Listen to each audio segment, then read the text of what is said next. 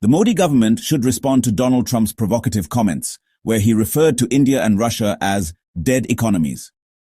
Let's explore if this is a bullying tactic by Trump to force a favorable trade deal with India. Donald Trump's tactics, transactional mindset. Trump is seen as transactional, not loyal to any individual or country. He demands quick wins and measurable outcomes, mainly in economic terms. Bully strategy.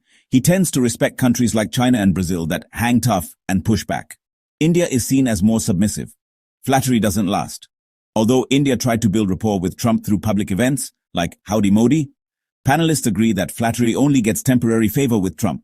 India's strategic position, limited leverage. India doesn't have the economic or geopolitical leverage that China, Japan, or the EU possess. Domestic-driven economy. While India is a fast-growing economy, its global economic weight is still limited compared to other powers. Strategic autonomy threatened.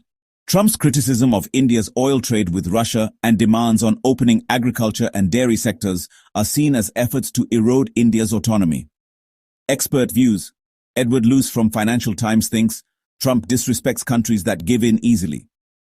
India's relatively protectionist economy frustrates Trump.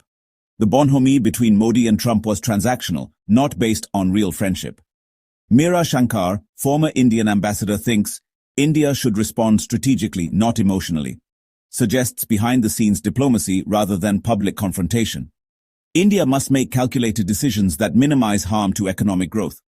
Shankar, a political economy analyst, thinks India needs deep domestic reforms to gain real leverage, calls for realistic self-assessment and warns against overestimating India's global power. Says India must create economic dependencies to become strategically significant. So, what's at stake? Potential 25% tariffs may exclude iPhones but could still hurt Indian exports. Agricultural trade. The US wants India to open markets for GM crops and dairy, sensitive areas in Indian policy.